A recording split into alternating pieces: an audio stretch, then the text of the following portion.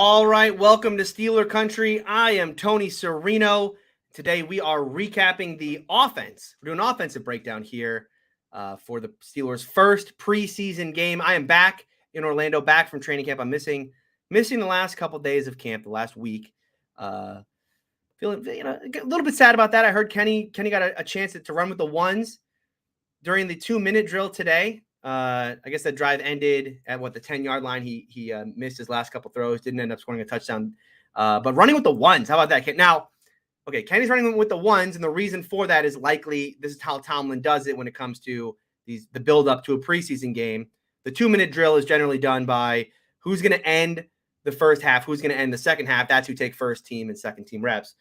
So Kenny taking first team reps likely means that he has moved himself up the depth chart.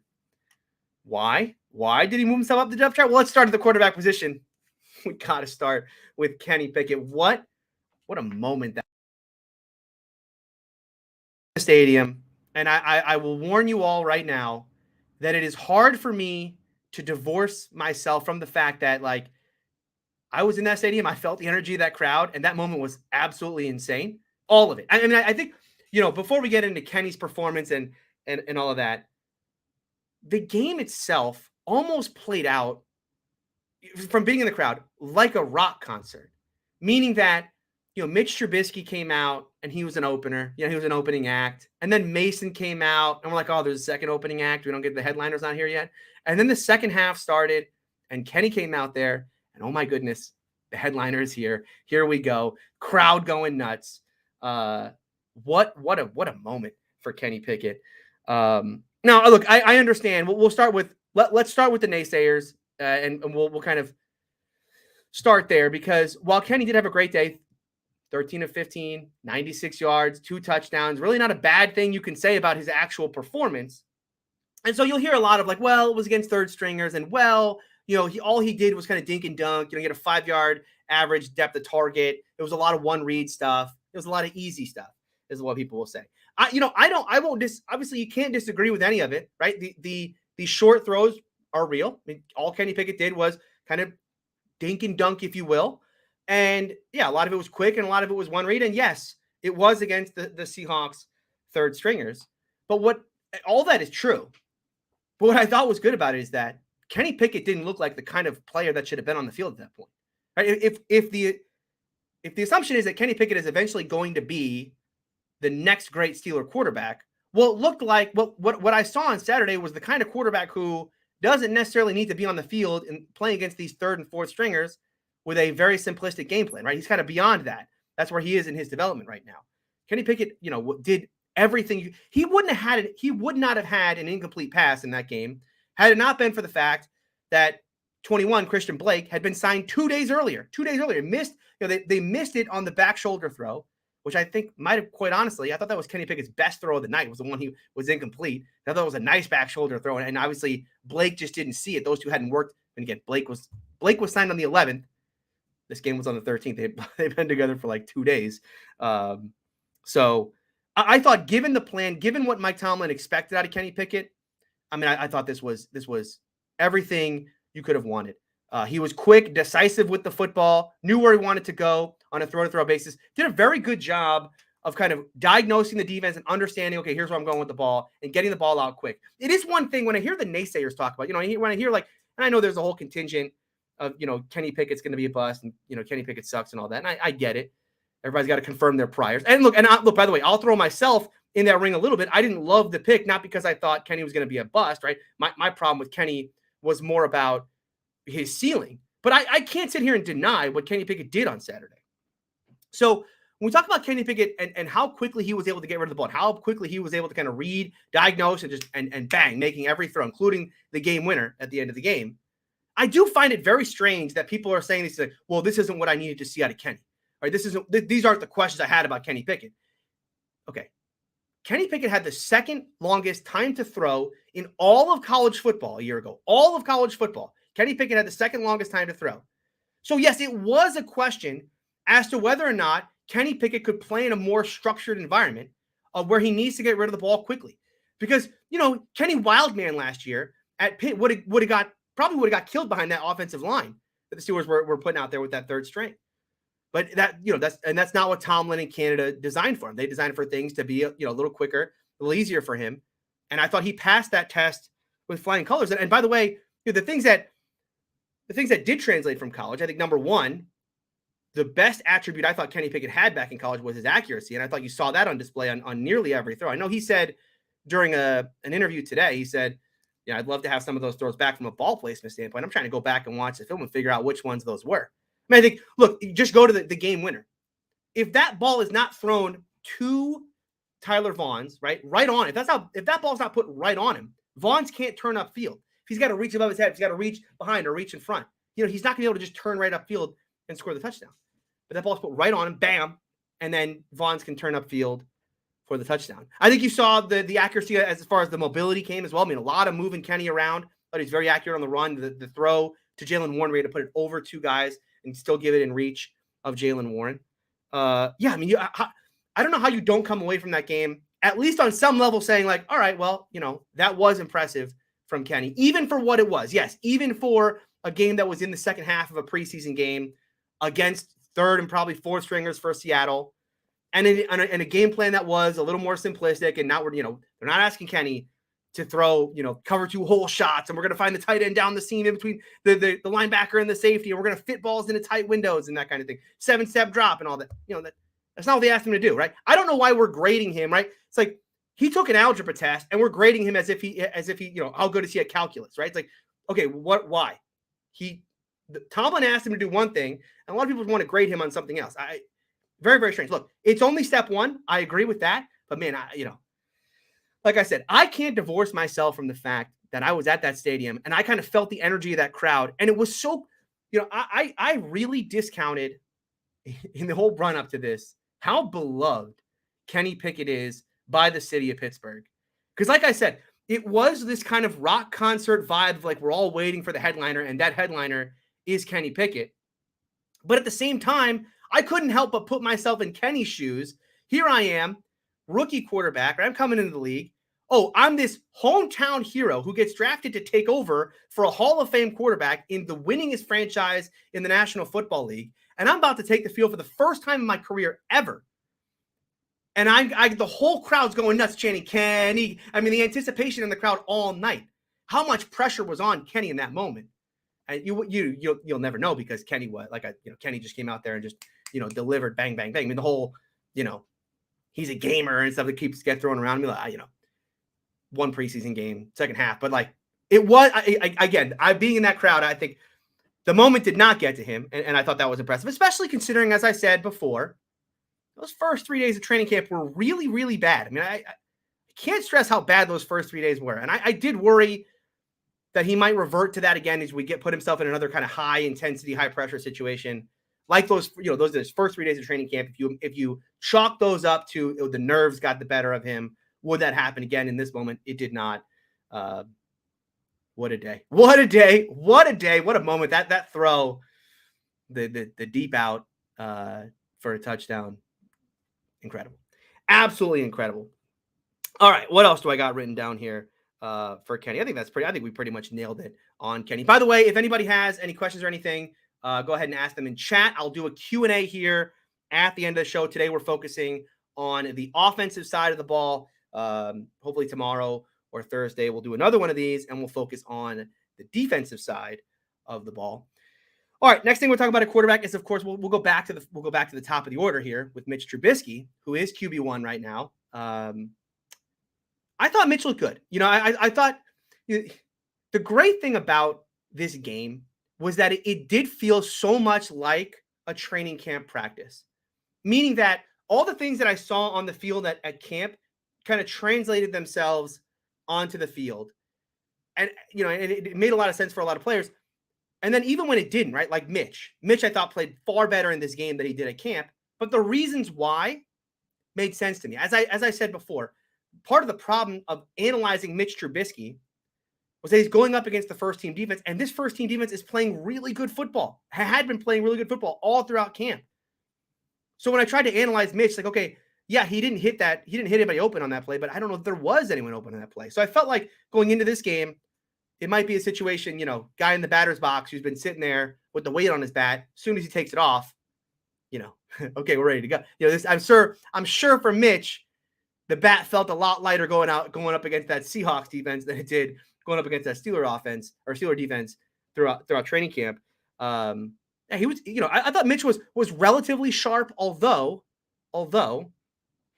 one criticism of Mitch is I thought he bailed from some clean-ish pockets a couple times, including the throw to Gunner for a touchdown. And, sitting there watching Gunner come open, I mean, I don't know if they showed it on TV or not. They showed the whole play on TV. But Gunner was open forever. I mean, it felt like Gunner was open for an eternity. Because the whole time while Trubisky his eyes go down as he looks at the pocket, which wasn't necessarily, it wasn't a clean pocket, but it wasn't necessarily collapsing either. I don't know that he could have stood in.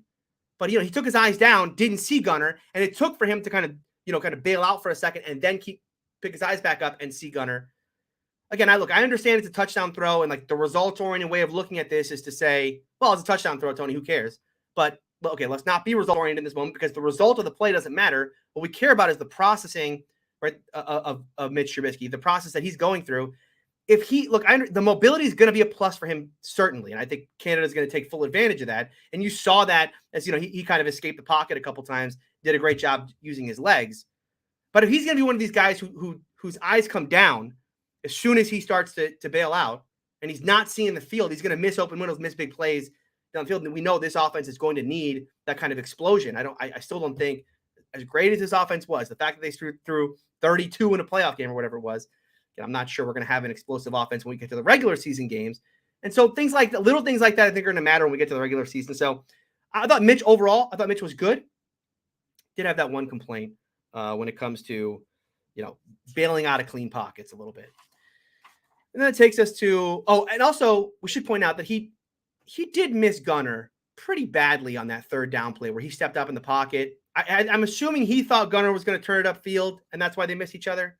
Regardless, it's a throw you got to have. I mean, the Gunner was wide open. All right, going over to Mason Rudolph. Can we? I mean, I don't want to say I accept your apology, but okay, like he may not be QB1. Like the QB1 stuff may be gone now because we saw Mitch play this well. But remember, at training camp, when Mitch is out there struggling play after play after play, and then you watch Mason come in, and Mason did a lot of the things in the game that he did in camp. You can't blame us all for saying like, oh, Mason might be QB1 right now. I have to say, I giggled my way through that entire Mason Rudolph performance because I thought it was just, I think it's so funny that Mason Rudolph is so hated. The boos, by the way, I kind of understood it. Look, Mason Rudolph is paying the Lions tax, and he couldn't beat the Lions a year ago, and that nearly kept the Steelers out of the playoffs. If the Chargers and Raiders had tied that game at the end of the year, that tie that the Steelers had would have kept them out.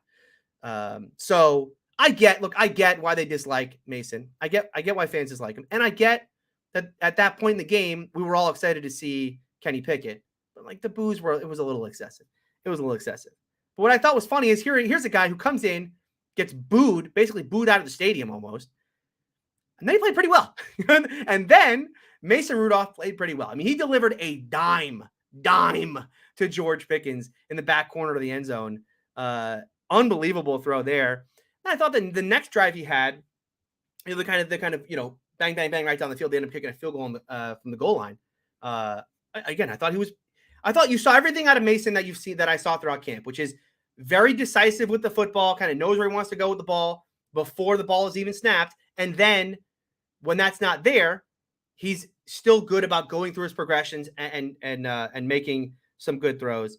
Look, the two bad plays that he had were the fumble. I don't know why people get the fumble thing. I don't know why people get on him for that because, the defender reaches around and from coming from his blind side, the defender reaches around. I understand that the best quarterbacks in the league should see that, should be able to navigate that better. But we're talking about Mason Rudolph. I don't know why we're doing this thing where we hold Mason Rudolph to this super high standard where he should feel that rush. And yet we also think, Mason Rudolph sucks.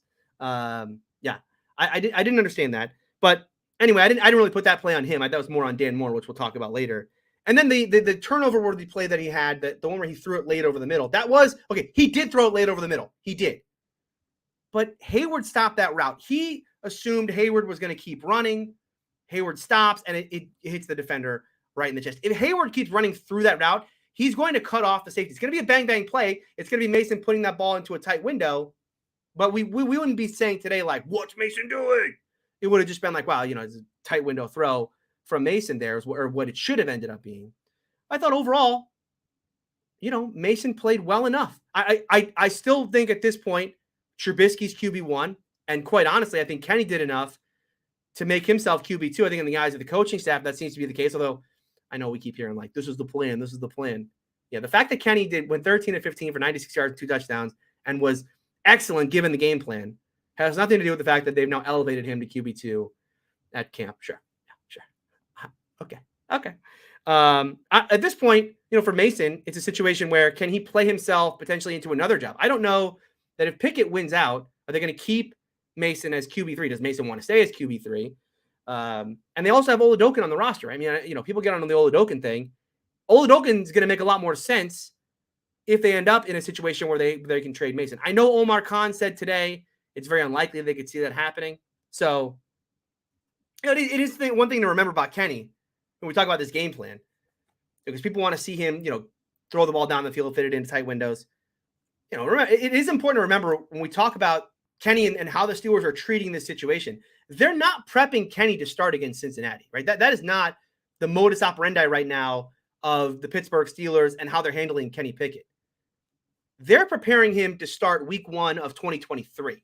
Right? They understand there's a long road here between right now and when Kenny Pickett, in their eyes, should see the field. They are preparing right now for Mitchell Trubisky to be QB1 in 22, and we're going to bring Kenny along as we go. And that may be frustrating for some fans who want to see Kenny go out there and light it up and feel like he can. It's going to be a progression, though. And the first step of that progression was, all right, let's get him out there with some easy stuff against the backup, see if he can do that, and then we'll just kind of bring him along slowly. And that's how they're treating this process. So, look, not a bad thing for me to say really about any of the 3 quarterbacks. I thought, as I said, Kenny, I thought, was excellent given what he was asked to do. The only problems I have with Mitch right now is I thought he took his eyes down a little too early. But, that's pretty good for what Mitch has been doing at camp thus far. And I thought Mitch looked well, or Mitch did well. And then Mason Rudolph looked like Mason Rudolph. Not a great quarterback, but certainly not anything like the Mason Rudolph that we know from the past. Right? I thought he was highly effective in this game and much more decisive than he's been in the past. So, all right, let's go on to running backs, where the Steelers have a problem at running back. They have a big problem at running back, and that is they have too many good ones. They got too many good ones. Let's start with Anthony McFarland. The problem with McFarland has been to this point that for all his athleticism, for everything he represents as this kind of change of pace back who can get yards quickly because of how quick he is, his acceleration. He's the kind of player who, to this point, his brain has betrayed his feet, right? Meaning that the game has never slowed down for him.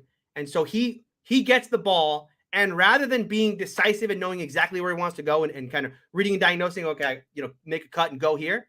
It's just, his feet are just moving a million miles an hour. He's pitter patter, and then he gets tackled in the back. Right? That's been the Anthony McFarland experience to this point. But that changed. I mean, that has changed now. We've seen this throughout camp, and then here it was in the game itself. And I thought the best example of this was that 3rd and 1 play where he immediately, gets the ball, foot in the ground, immediately going to cut it back and accelerate. And that's everything you want to see out of McFarland. That decisiveness, the fact that he's able to see that so quickly now is what gives you the juice that he had. And then I thought but by the way, one thing I don't know that we knew he had, which was the contact balance, his ability to fight through contact at the end of that play to get himself some extra yards as he did throughout this game. I'm not sure that I even knew that that was something that was possible from an Anthony McFarland.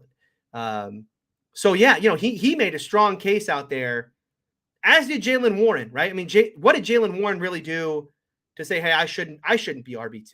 Because certainly McFarland went out there, I think it was 8 yards per carry, whatever. I mean, he was tremendous. But what did Jaylen Warren do to say, I also, I shouldn't be RB2? Because, for Warren, the interesting thing about Warren is, hey, he's a little do-it-all guy. You wouldn't say he's overly fast. He's not overly strong, but He's got excellent contact balance, keeps his feet, fights through contact, very elusive through the hole.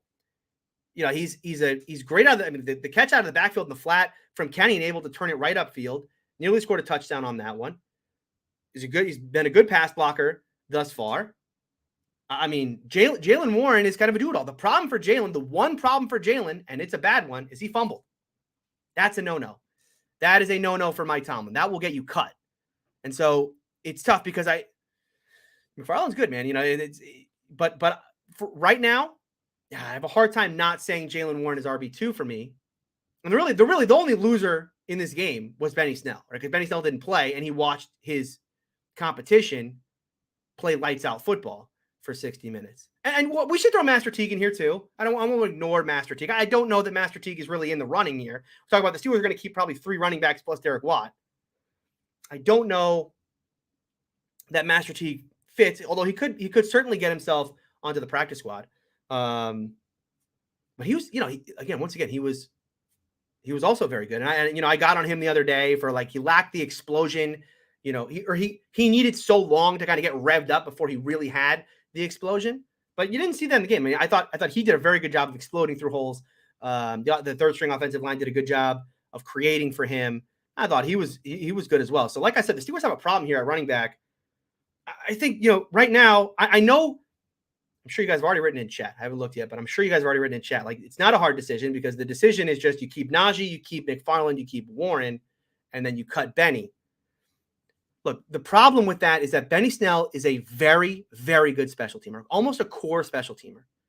Now, I would be very, very surprised if the Steelers feel comfortable cutting him because here's to keep both McFarland and Warren. And here's why. When you consider what the Steelers are going to be offensively this year, we know that Tomlin's going to keep Najee as the bell cow. He's going to get 250, 300 carries this year. That's going to leave what? 50 to 100 potentially for whoever RB2 is, or between RB2 and RB3.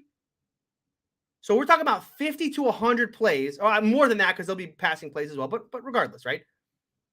50 to 100 carries between Warren and McFarland. Right? If I can't choose between those two, I'm cutting a core special teamer because I can't choose which of these other guys I want as my spell back for Najee Harris. That's why I think it is. I think it is going to end up being a situation where they're going to cut either McFarland or Warren. Half the fan base is going to go nuts, probably rightfully so, because this is going to be a really tough decision.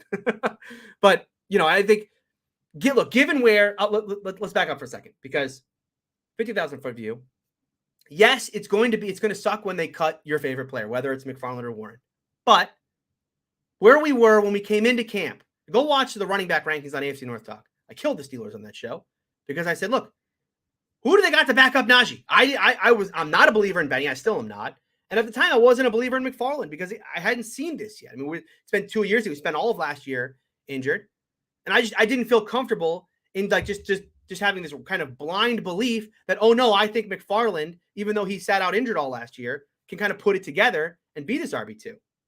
But here we are in a situation where, you know, they credit to Colbert, Kahn, Tomlin, Eddie Faulkner, the running back coach.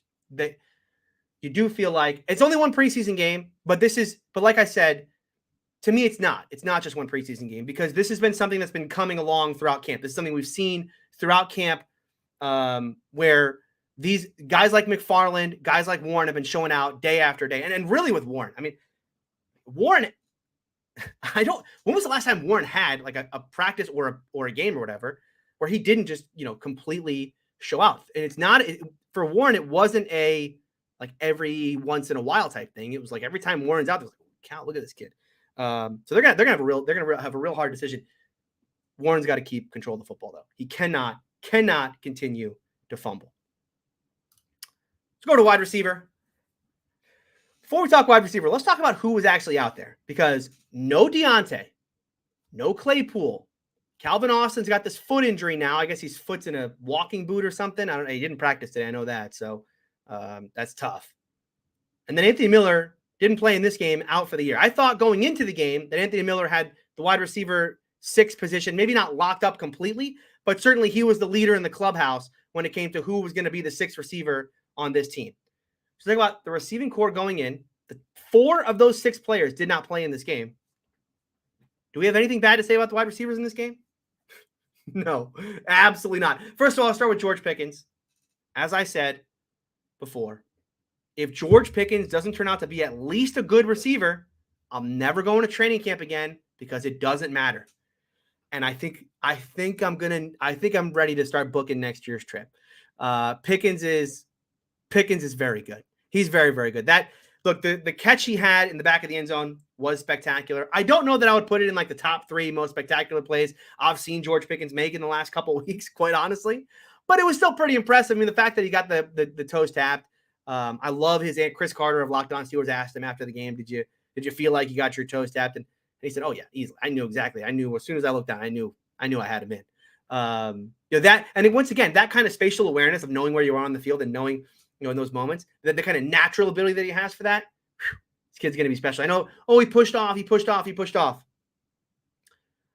Go on YouTube right now and pull up Antonio Brown's highlights. The great receivers push off. The great receivers know how to push off and not get called for it. That's what, there's a lot of things that go into being a great receiver in this league, but one of them is doing the sly push off. So yeah, I mean, he pushed off, certainly. He got away with it, and that's what great receivers do. The Gunnar Olszewski is a player who I kind of felt bad because I don't think I've talked about him at all on this channel throughout camp.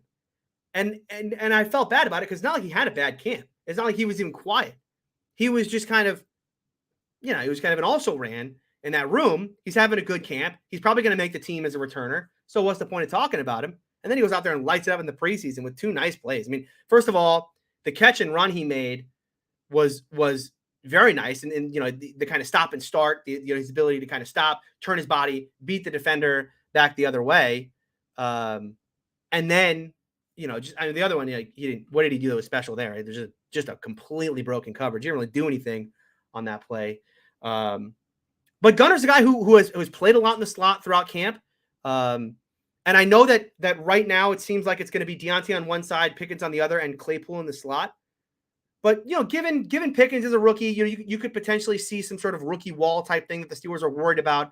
I'm certain that they're going to run some sets where it's going to be Deontay on one side, Claypool on the other, and Gunnar in the slot. And I think Gunnar can be a quality slot receiver.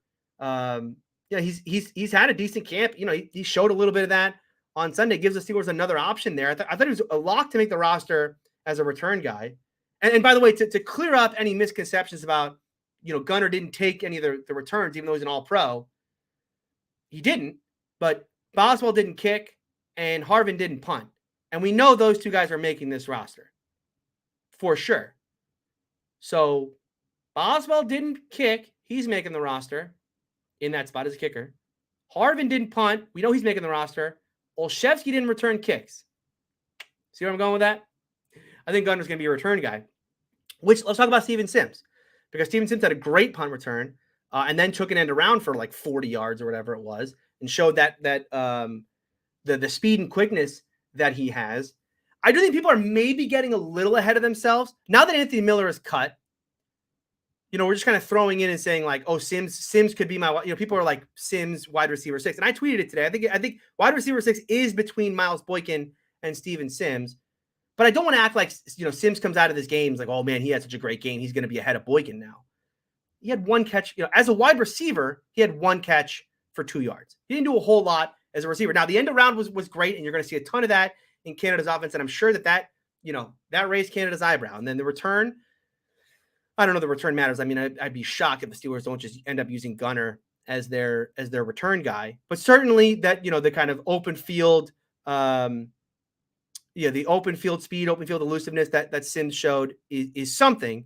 I think we're getting ahead of ourselves maybe a little bit when we start penciling him in as wide receiver 6. I honestly think with Miller's injury, Boykin played well. That Boykin had a couple nice catches. One of them was, the defender kind of draped all over him, and he kind of had to strong arm the football to bring it down. I wish he would have done the same thing in the slant in the end zone that Mason threw him. Once again, I know that people get on Mason for all these things. We hold Mason to this very weird standard. Like people get on him for like, oh, that drive stalled out. That's the Mason experience. That second drive stalled out. He couldn't score at the end. You put a nice ball on Boykin on the slant, and it was well defended. And then the Steelers tried to run the pick play to Sims, and once again, it just kind of those defenders, kind of gobbled that up. There wasn't a whole lot of space there. Mason tries to get it in there. It's just not there. I mean, but that's the whole play design. So there's not really anywhere else for Mason to go, and then once again, like we talk about Mason that way. And then we go to Mitch, and I haven't heard anybody say like, well, he bails on clean pockets and he missed Gunner on that throw. Right. I mean, and I get it. I get why we talk about Mason that way. Once again, it's the Lions tax, right? I've seen this guy for 40 years. He couldn't beat the Lions. I'm not giving him the benefit of the doubt on anything. But the point I'm trying to make is, let's treat this Mason Rudolph for what he is, which is he is vastly improved from the player that we'd seen in years past. Good enough that maybe the Steelers could trade him. Maybe that rumor about going to the Lions is true. I mean, imagine if the Steelers got draft capital back from Mason Rudolph. Omar Khan. All right, what else? So as I was saying, Boykin I thought played well, but when we talk about Boykin versus Sims, wide receiver 6, look, I'll throw an alternate theory out there about these two. I think the Steelers may only keep 5 now. I mean, I don't think we should rule out that the Steelers just end up keeping 5. Because as I said, Miller was having a really good camp. Boykin came on late, and now Steven Sims is coming on after this preseason game. He's had a decent camp thus far. But I think when we start talking about these other positions where there's maybe an excess of good players, could I see the Steelers keep 5 receivers in order to keep an extra something else? Maybe even as running back. Yeah, I mean, I actually could see that.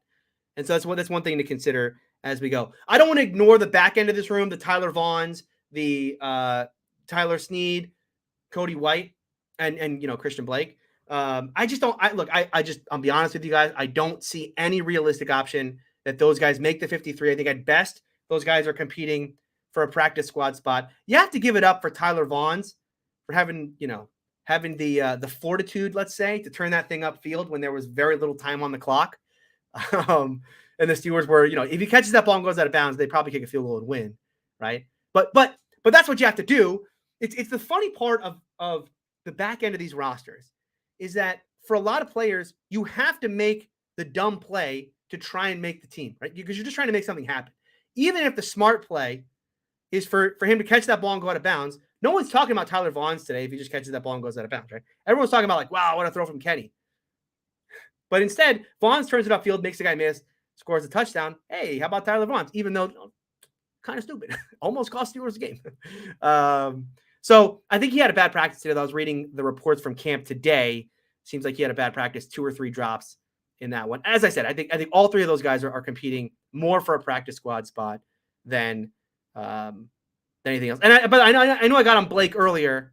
He's only been on a team for 2 days, right? Him and Kenny didn't have the kind of rapport.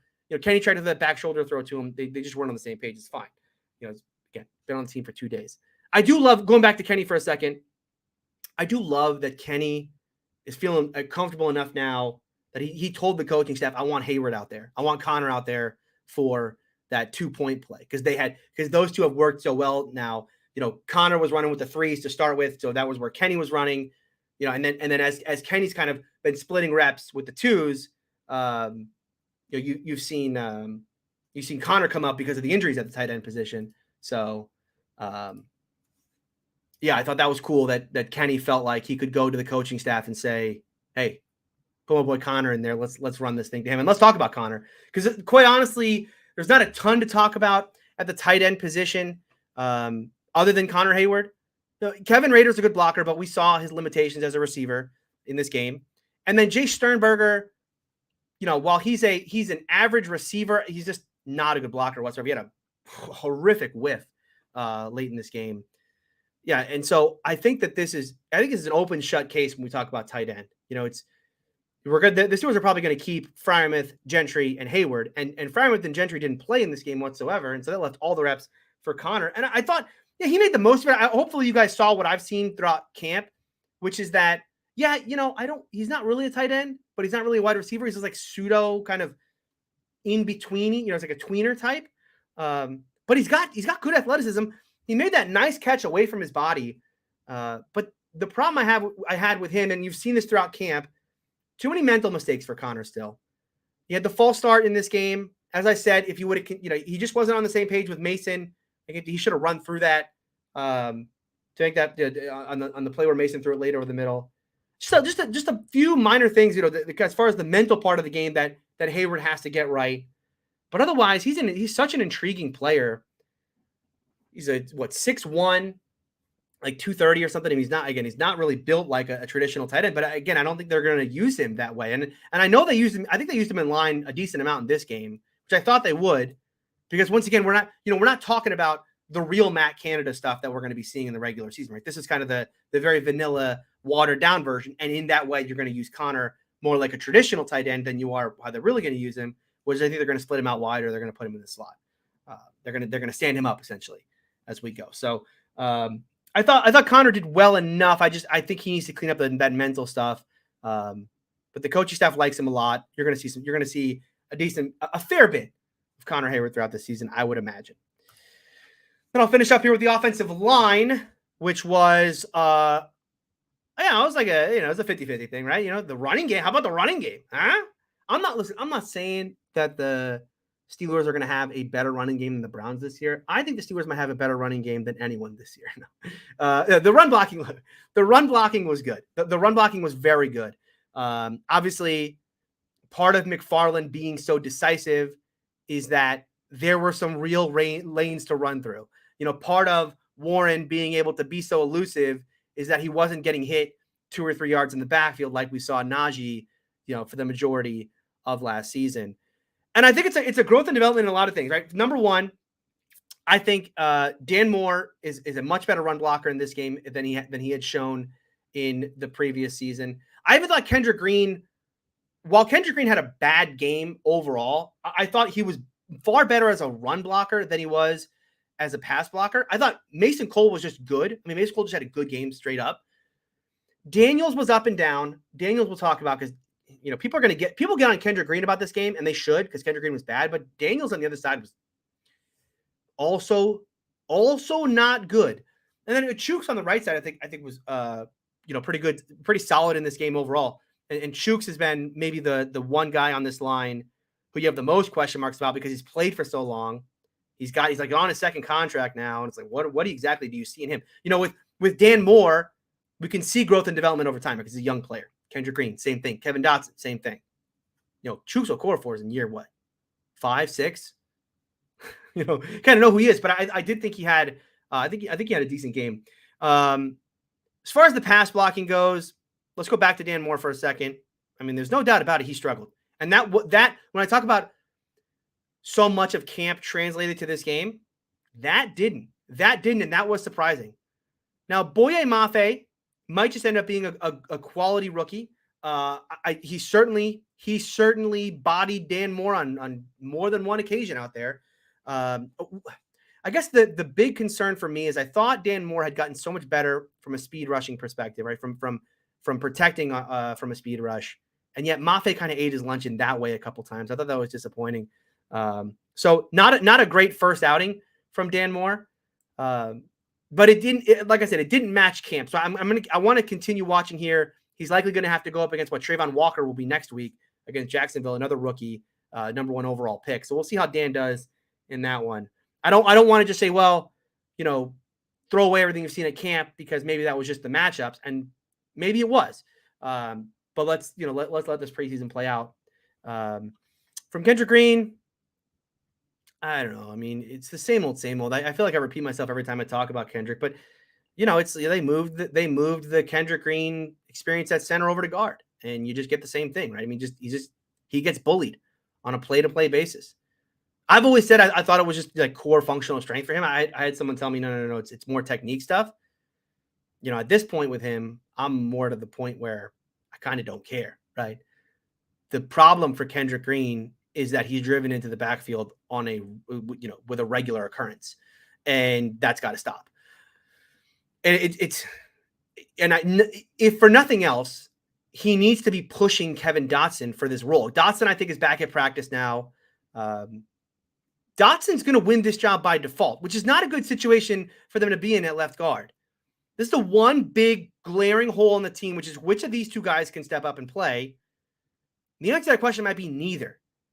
And I think, in order for this to end up, in order for me to feel comfortable here, I would have liked to see both guys maybe not play great, but just, both guys play okay, average. If they're just a guy out there and both guys are that, okay, they're pushing each other.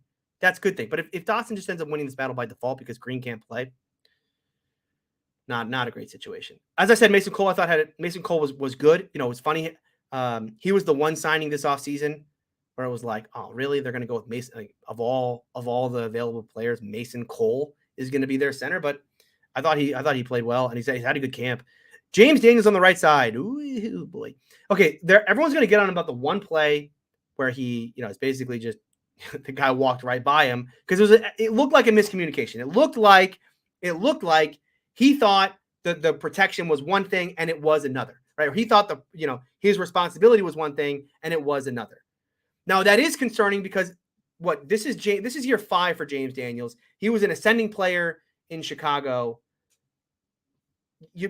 A mental mistake that early. Okay, you could just chalk it up to this line just needs to gel. They got to understand the protections, right? It's tough for me though when we're talking about one of the most veteran group, one of the most veteran players in this group is the one who made the vast majority of the mental mistakes early. That is tough for me. James Daniels didn't have a good game. Both guard spots I think are to me the biggest question marks because as I said, I thought Chuks played well. And then you look at the backups. I thought Hassenauer had a really tough start to this game, but kind of picked it up as we went. You know, Hassenauer, this is a depth piece. He could play guard or center. One of those interior guys. You know, I don't know if how much we really expect out of him, but I thought, you know, he really had a really tough start. And then Joe Haig on the outside. I thought Joe Haig had a decent game on the outside. He came in after they sat. He was at right tackle for the majority, and I think he moved to left for the third stringers, I believe, because Moore stayed out there with the second team. I know that. They kept Dan Moore and they kept Kendrick Green out there with the second unit because they wanted those guys to get more reps. And I believe Haig was on the right side for that. And then I believe moved to the left. I have to rewatch the tape. But regardless, I thought Haig was a plus player. And once again, on the offensive line, I don't know that there's an open roster spot here. I mean, I think those guys I just talked about, you know, Green, you talk about the 5 guys they're going to keep, and then Green, Haig, and Hassenauer. You know, I guess maybe they keep 9. But I think right now, you know, those are your 8, and that takes us through the offensive side of the ball. That's what we're talking about today, just the offensive side. So let me go over to the comments. Doc says, we're going back to Kenny Pickett now. Doc says, have to start somewhere. He handled it. Move on to the next step. Exactly. Absolutely. Kenny did what was asked of him. You know, again, the weirdest part of the analysis of Kenny's performance is when we ask questions of him that weren't asked of him by the coaching staff. When we're saying like, well, why didn't he make these tough throws down the field? Well, the coaching staff didn't ask him to do that stuff. They gave him a very easy game plan and asked him to execute that at a high level, right? It goes back to what's Mike Tomlin's line? What's his line? What do great players do? They make the routine plays routinely. That's where Tomlin started. Let's just give him the routine plays and see if he can make those. And I think that the best thing you can say about Kenny Pickett right now, the reason why Steeler fans should be excited about Kenny Pickett is that he looked like the kind of player that shouldn't have been out there with the third string and shouldn't have been out there with that easy a game plan. Ask more of this kid. That's positive signs. Now, maybe they ask more of him and he struggles. I don't know. But once again, it is very strange to me, people that come away from that performance like, I don't know about Kenny. Okay. I understand there are still questions, but the questions the Steelers asked, he answered them. All right. Amos says, you still dislike Kenny or the fact that Steelers picked him in the first round? I don't dislike Kenny. The thing that's been most impressive to me, okay, let's back up for a second. Why didn't I like Kenny Pickett in the first place, right? What were the alarm bells that went off in my mind when I started to watch Kenny Pickett's tape and read the analysis of who Kenny Pickett was as a quarterback? The thing that kept getting thrown out about Kenny Pickett was NFL ready. He's the most NFL ready. I'm a big believer when it comes to quarterback analysis that there's no such thing as NFL readiness in a college quarterback because the games are so different and the quality of talent on a week-to-week basis. I understand that Kenny, and there's a lot of those Clemson players that he played against last year that are going to be NFL players in their career. That's one game he played out of a 13-game schedule last year. How many of those Western Michigan defenders are going to be in the NFL, right? How much of what he did against Western Michigan is translatable to the National Football League, right? That was always the thing that got me about him. But I'm willing to sit here today and say I might have been wrong. You go back to the first video I did about Kenny. What did I say? I said, oh boy, I just don't know if Kenny can start here and work his way to ever be a starter in year one. Now there's no competition. So Kenny will not be the starter, but not for the reasons I said. Kenny's not going to be a starter because Tomlin just wants to go with Mitch, he wants to go with the veteran. But Kenny's progression has been far as accelerated far faster than I would have assumed. I wasn't shocked that Kenny had the game he had on Saturday because I thought he had a great week of practice going in. What was the one concern I had the last time I did one of these shows? The one concern I had was, boy, Kenny missed a couple wide open throws on the backside of plays, and he was just kind of too focused in on his first read. Well, once again, the Steelers didn't ask that of him. They didn't ask him to be, full field reads and let's 7-step drop and let's try to drop dimes out there. They asked him to do the very simple stuff. And so again, the performance on Saturday wasn't surprising to me. So no, I think I might have been wrong about the NFL readiness. The question now with Kenny is, okay, he's on this kind of upward trajectory. When do we start to get the plateau point? When does that start to happen? I still worry that he's going to end up being Derek Carr. Like, best case scenario for Kenny is Derek Carr. But, we're on this upward trajectory right now. So let's just see where the ride ends, right? Let's just, let's just figure it out. All right. Tanner asks, long-term O-line starters currently on the team, over under 2. Great question. Over under 2. Can I push? Okay. Dan Moore. See, it's a great question because Dan Moore just had a not so great outing.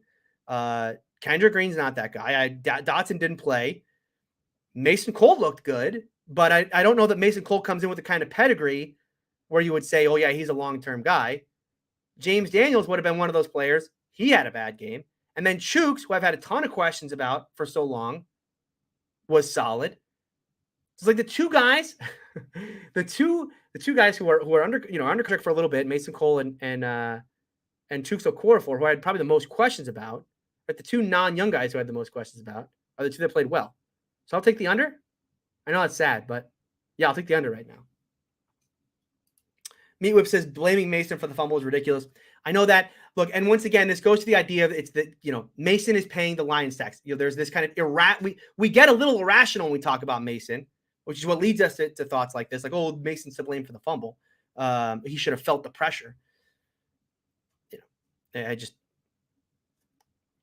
we're going to hold Mason to that standard, like, let's hold Mitch to the same standard of, hey, there's no way he needs to miss Gunner there, and there's no way he should take his eyes down, and same kind of deal, right? Doc says, do you think Snell could be the odd man out with how well Warren and McFarland played? I think it's possible, but unlikely. As I said before, Benny Snell is a core special teamer. And I think for them to cut a special teamer to keep 2 backup running backs, given how Tomlin has treated bell cow running backs in the past, would be surprising to me. Meat Whip here asks, this is a great question. This is actually a great question. Question is, can McFarland or Warren contribute in special teams similar to Snell? This is a fantastic question, and one that I don't know the answer to right now. I've only broken down, again, I was at the stadium, and so I've kind of come back and I'm trying to break the film down. I'll go over the special teams and see how many snaps Warren got, or if Snell got, or sorry, McFarland got. I don't think McFarland is on special teams. Warren potentially was. That's a great question because it's one of those things where, we talk about Jaylen Warren as a do-it-all. Okay, well, if one of those things he does is special teams, that could be his way onto the roster. Oh, here we go. Okay, so Tanner, yeah, that's right. McFarland did get reps as a kick returner, although those don't matter. As I said, the Gunner reps.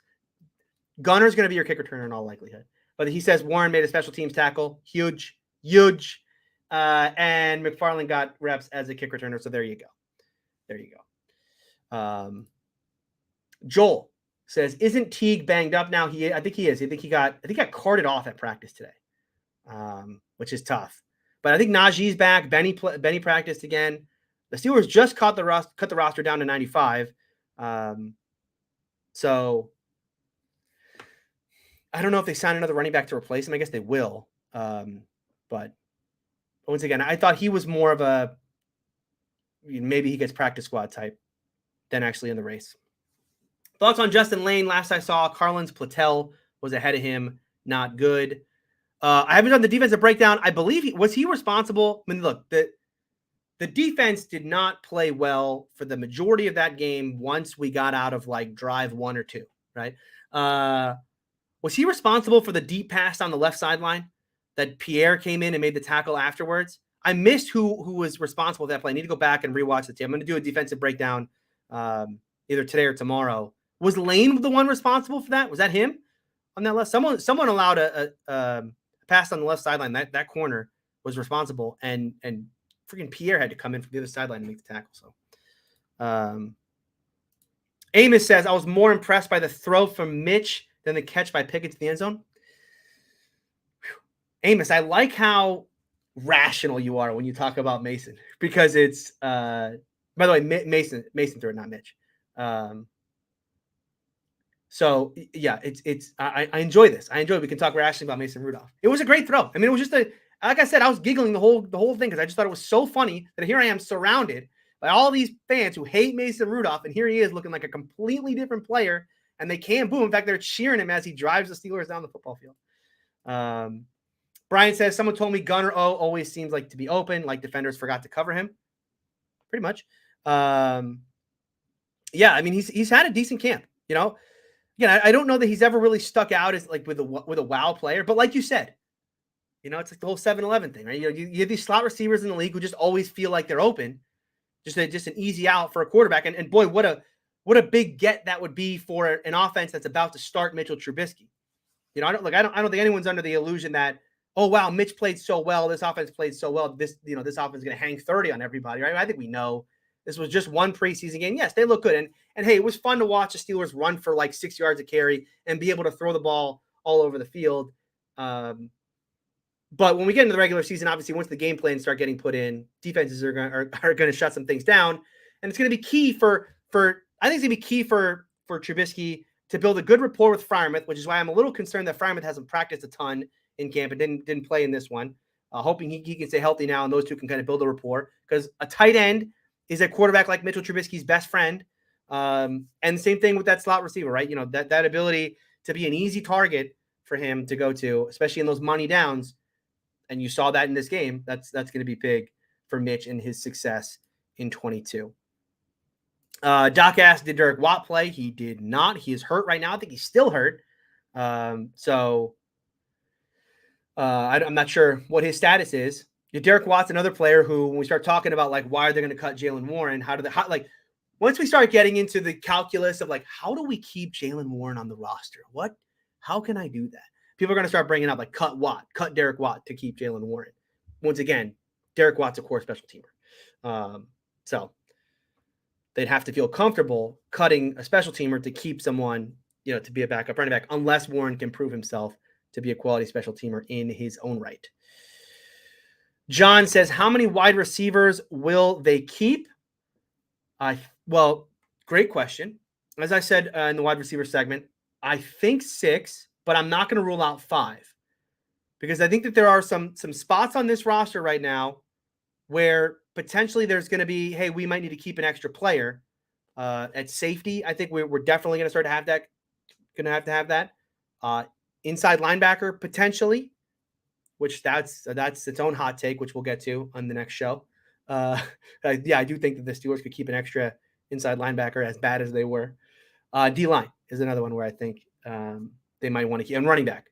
So that's all those spots where you go, okay, well, I want to keep some extras there, so I'll trim it down to 5 at receiver, and that's where guys like Boykins and Steven Sims, you know, they're not. It's not 2 dogs, 1 bone. It's not 2 guys fighting for 1 roster spot. It's 2 guys proving that there should be a roster spot. Brian here says, I think the Ravens are lingering around just waiting to sign whichever receivers the Steelers cut. Okay. How hilarious would it be, though, is if they re-signed Miles Boykin? Remember, they cut. That's how the Steelers got Boykin. The Ravens cut Miles Boykin. Now here he is, looking pretty good, and potentially could end up making the Steeler roster. Very, very funny. Very, very funny. Hope it's not. Well, okay, it can't be Anthony. It can't be Anthony Miller. And, you know, Sims has that kind of down the field. He's got that the speed, the elusiveness in that Ravens offense where they do such a good job with their play action and everything of manipulating defenses. You could see them using Sims in a similar way to get him into space. Doc says, Green can't play center or guard, undersized, no movement at point of contact. Nail, head. Nail. Yeah, I mean, exactly. He is, now, one thing, he is very athletic, though, and I don't remember them moving him out into space a lot on tape. Could be something, they try. Well, I think he's hurt now. Did he get hurt today? I think he got hurt today. So, or he got hurt yesterday, I think. So we'll see if he's even going to practice again, but could be something they're going to do with him going forward. Brian says he went 13-15, made me a believer. Look, I think let's not build it up too much. Like it was against third stringers and it was a simplistic game plan, but he passed with flying colors. I mean, again, did he make a bad throw? He could have gone 15 for 15.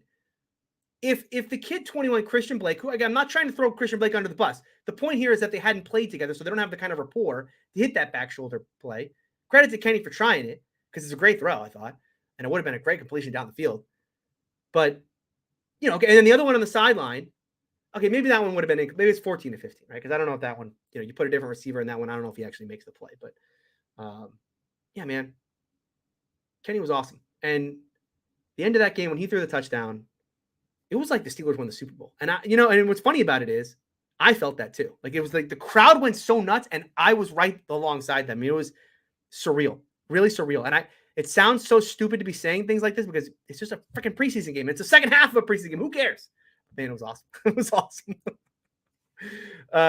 King Hutchinson says Snell might come out better this year because the O-line making bigger holes. Yeah, and like I said, the problem for Benny Snell, the reason why he's the big loser out of that running back room right now is because here we are, the running game, the run blocking is opening up holes for these guys. So we're able to see what they're able to do. We're able to see McFarland, what he looks like when he's a little more decisive to the hole. We're able to see Jaylen Warren out there, not getting hit in the backfield.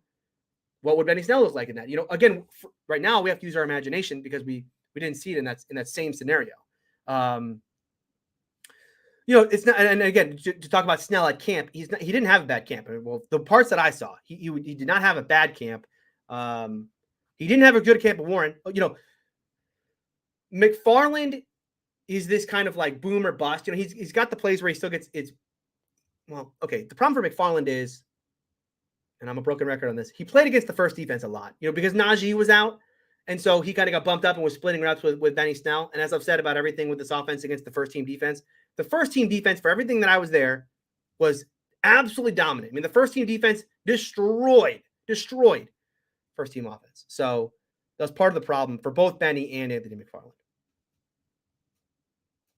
Brian Browns here says, I don't hate Mason. Would be okay with him starting. Okay, now let's go. Okay, now you've gone too far. Brian. Look, it's cute what Mason has done to change his game. It's cute that he's kind of taken this kind of Ben Roethlisberger approach of wanting to get rid of the ball really quickly, wanting to be really decisive. Bang, bang, bang. We're just gonna, we're gonna make the routine plays routinely, as Tomlin says. It's very, very cute that he does that, and I think and as I said, I was laughing the whole way. But we're gonna be okay with him starting. Come on, just say no, my friend. Just say no, my friend. Okay, what do we got here? Ali says this preseason game felt like the World Cup was in the house. The atmosphere was something I've never been to a preseason game in Hines before or in Acrisure, so I have no frame of reference. But I just know that that's not normal. I know what happened there. Again, say it again. It felt like a rock concert. There was this kind of crescendo building all around. I could hear it all around me. Everybody talking about when's Kenny? Kenny, where's Kenny? Everybody see Kenny? Where's Kenny? Is Kenny? Every time the offense was getting ready to go, I was on the Steelers sideline. Every time Kenny, the offense is getting ready to go out there, everyone's looking to see is it going to be Mason or Kenny? Mason or Kenny? The whole section around me was praying that Kenny would get that 2-minute drive at the end of the first half. So when Kenny finally came into the game, eruption. Kenny. Imagine the pressure. I mean, again, he's a 24-year-old kid playing his first ever preseason game at the weight of a whole city on his shoulders. Crazy. And then he throws a game winner. It's like a movie. Amos says, what do you think the team's record will be this season? Well, this is where Tony the Hater comes out. I think they're going to be like 6-11, 7-10, if I had to guess right now. Where I think they're probably going to come in. I know we're on this high because we just watched, Mitch looks great. We got Gunner now. We got a loaded wide receiver room. We got the running game is opened up. They can run for 8 yards of carry and pump the brakes on all of it. Preseason game, bad Seahawks team. This team has the front part of their schedule is very, very difficult. And I worry about two things. The offensive line, I still don't, as I said, I think there's maybe one guy on this roster they're going to have long-term on the offensive line. And I'm not completely sold on Mitch as being someone who can really lead this team in those kind of key moments of the game. I loved that Mitch was able to go out there against Seattle and kind of bang, bang, bang right down the field and hit Gunner wide open for a touchdown. I loved all of that. But again, I still have major questions about Mitch's ability with ball security. This defense, I think, is going to be very, very good. But it's not going to matter how good the defense is if Mitch throws closer to 20 interceptions this year. That's disaster zone. Part of the reason why the Steelers were good last year is because they were able to keep games close by just not screwing things up offensively and letting that defense and really letting other teams just run the football on them. But regardless, like letting that defense make some plays, get some turnovers, and they avoided the turnover. And then it was like, all right, we're close late. Let's go win this thing. And they did that time and time again. If this offense is giving teams short fields far more often, again, we're talking about 20 interceptions versus what Ben threw like 9 last year. Twice the opportunity. I just don't know that this defense. I don't know this team. I don't know any team could win in those scenarios. But okay. Once again, why are we so focused on 22? Why are we so focused on 22? And like, what's the record going to be? I'm not trying to get on Amos here. Right? It's a valid question. What's the record going to be? But the real excitement coming out of this game for me is not necessarily about what this team is going to be right now in this very moment. It's about, holy crap, if things keep playing out like they're playing out, this team has a bedrock that is going to last for a very long time. When we talk about every position that's not the offensive line. Because even at quarterback, I mean, again, early on for Kenny, but they've got a running game. They've got a running back in Najee Harris, who we all like, and they maybe are going to add someone behind him who we trust that can spell him and not have to run Najee for 400 carries or 400 touches a year. A wide receiver room that is just, loaded full of talent. As I said, no Deontay, no Claypool in that game, no Calvin Austin in that game, and George Pickens was a star. Freiermuth as a tight end, we all know that he's certainly arrow pointing up. And then you go to that defensive side of the ball where they've been dominating this offense time and time again in camp. I think that they look very good themselves. And so we start thinking about, okay, the bedrock that this team is laid now, to me, it kind of doesn't matter what they do in 22. Like anything they do in 22 would be hilarious. If this team doesn't finish dead last, when you've got the Browns who think that they've got one of the best rosters in the league and are just a quarterback away, which they have been for 3 years, and they continue to make fools of themselves at every moment throughout that process. You got a Ravens team that's underachieved every year. Underachieved every single season, including Lamar's MVP season. And then you got a Bengals team who came out of nowhere, could have won the Super Bowl, probably should have won the Super Bowl a year ago, but didn't. And now they have all these expectations. If the Steelers finish anywhere above any of those teams in a year where this is supposed to be the rebuild, the Steelers just had their Hall of Fame quarterback retire. Their general manager retired. They got to rebuild an entire offensive line. We're talking about this. This is the moment that every fan who's in the AFC North, who's not a Steeler fan, has been praying on this day for the Steelers. This is the day they all prayed on. They said, once Ben retires, it's over for that team. And that's when things are going to get really bad. And the thing about this preseason game, this training camp, and what we're seeing here is that the young talent that the Steelers have amassed over the past 2 seasons is enough that you're laying a bedrock where I'm not going to sit here today and rule out the fact that this Steeler team will win a Super Bowl before the Deshaun Watson-led Browns or the Lamar Jackson-led Ravens or the Joe Burrow-led Bengals. I'm not going to rule that out. No, I'm not. It's not going to happen this season. It's not going to happen this year. But if they nailed the Kenny pick, Are we ruling that out? No, you should not rule that out because they better win one this year. Those other teams, they better win one this year. Getting ahead of myself, but okay. All right, you got me fired up there for a second. What else do we got here? I'm going to go on. Okay, here we go. Doc says, is there any line configuration that can allow the Steelers to consistently run the ball and protect the quarterback, not with the current guys they have? No. Although I did have the thought in the game. So I forgot to talk about John LeGlue.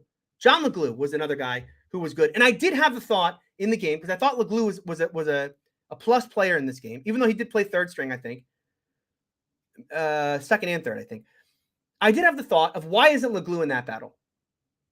It did seem a little unfair to me that LeGlue wasn't in that battle because I think LeGlue is exactly the kind of player that is not flashy in any way, but just like, we're talking about just a guy, right? You just want a guy who's just a guy out there. He's not like, oh, look at that run block by LeGlue, or oh my God, he's so fantastic against the best interior passer. Like, he's not going to be any of that stuff, but he's fine. He's completely fine. And I did have the thought.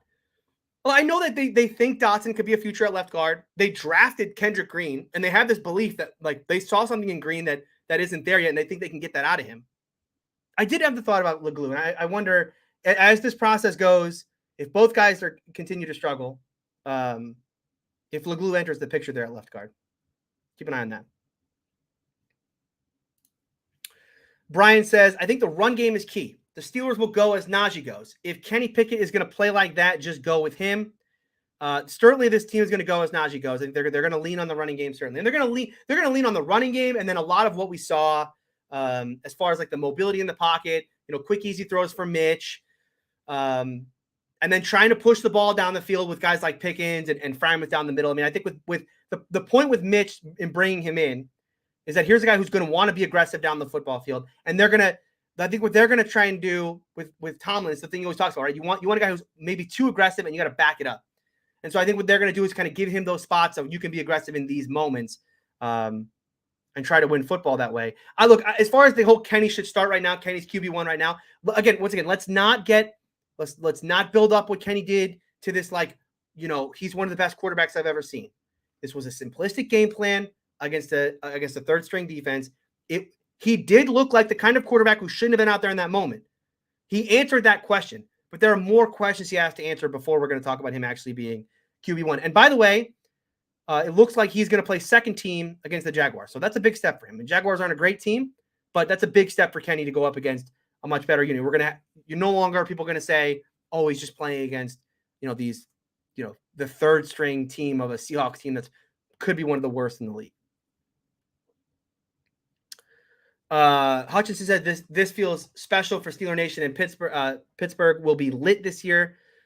Again, for me, it's like I said before, less about this year. I mean, I think here's the thing about this year. This year to me is going to be, when I giggle about Mason Rudolph and how much he changed himself in 1 year, and it's like everybody hates him, but he got good. What can you say? He got good. I think there could be a case to be made that like the Mason Rudolph experience is how opposing fans feel about the Steelers. Like that they're this kind of thorn in the side. Like that's who the Steelers have been for the past couple of years. If you talk to any Browns fan or Ravens fan or Bengals fan, no one actually respects the Steelers right now. They feel like they're a thorn in the side. But what if the Steelers accidentally got good year over year? Oopsies. We got good while you guys think you're all Super Bowl contenders. Jedi here says, I'm still concerned about the run defense. We're gonna do a whole show on the defense. We'll talk all about what happened there with the run defense. It was, you're not going to sugarcoat it. It wasn't good. Carmichael says Mitch had a blown coverage and got lucky. I don't know if it was. I mean, he had a blown coverage. He should. My thing about that is like, wow, it's not wow, what a great throw and all that. I actually think that was a minus play for him in that he took too long to see it. I don't know if they showed the all 22 or whatever, but Gunner's open forever, for an eternity. I mean, I nearly lost my mind screaming at Mitch from my seat. Throw him the ball. All right. Let's see. We got anything else? Did you notice how Pickens drew 3 guys? I didn't notice that. I would love for that to be the case. It didn't. I don't think that that's the case, though. I think that corner, whoever it was, I think it was Tariq Woolen, who's a rookie. I think he just blew his assignment. Because I don't think there's something in the game. Well, I don't know how the Seahawks do it, but I would be very shocked if they're like rolling coverage to one guy's side, or you know what I mean, or if they're telling guys like, hey, keep an extra eye on this guy. They just want them to go out there and play football right now. Let's see if we got anything else. Ali says the rebuild isn't coming until Tomlin leaves. Correct. There's no rebuild. There's no rebuild. I mean, like, if there is a rebuild, like, this was the 1 year where the Steelers might have a losing record, and then onward and upward.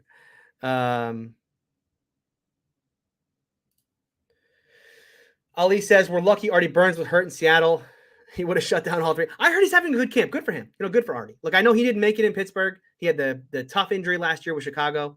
I heard he's had a good camp in Seattle. I wish him all the best. Yeah, he didn't play in this game. It would have been interesting to watch Artie Burns back in Hines or Acrisure, whatever we're calling it these days.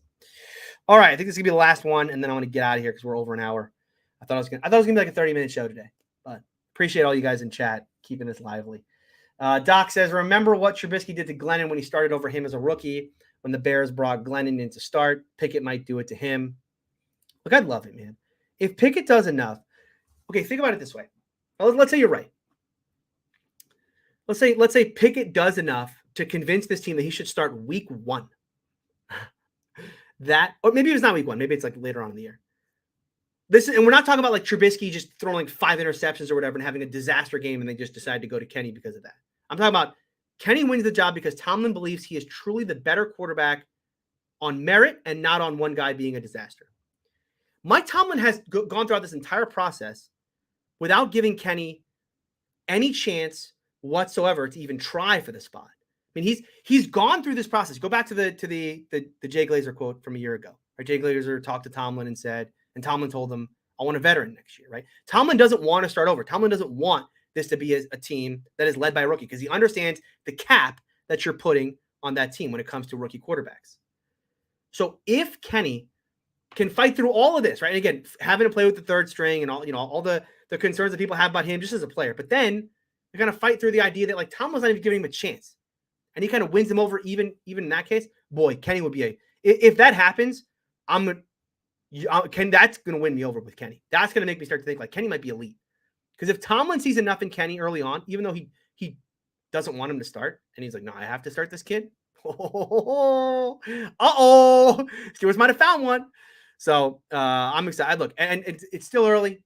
I haven't seen anything in camp thus far that would tell me that Kenny is doing enough that's really blowing away Tomlin. Like, he had a great game. He had a great game on Saturday. But I would caution everyone to believe that he's going to have the same great game against Jacksonville, assuming that he's going up against better competition in Jacksonville and they open things up for him a little more. I don't think he's going to go 13 or 15.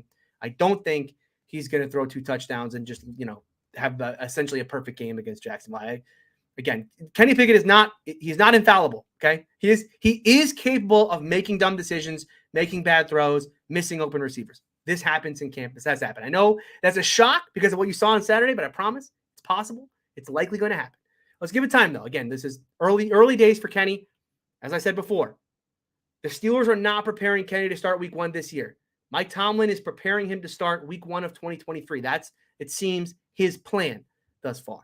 So if that's his plan thus far, it starts simple for Kenny. He's going to build up from there. Let's see what he does against the Jacksonville Jaguars.